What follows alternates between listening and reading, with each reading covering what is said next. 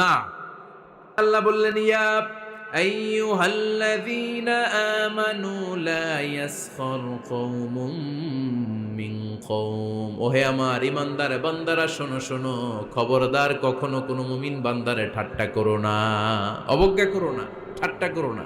তার মনে কষ্ট হয় এমন কোনো কথা তারে বলো না। Never scoff of anybody.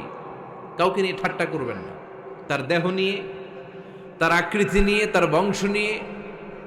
এক লোকের বাবা ছিল চোর, কিন্তু তার ছেলে অনেক ভালো। আপনি কি তারা বলতে পারবেন তুই চোরের ঘরের চোর?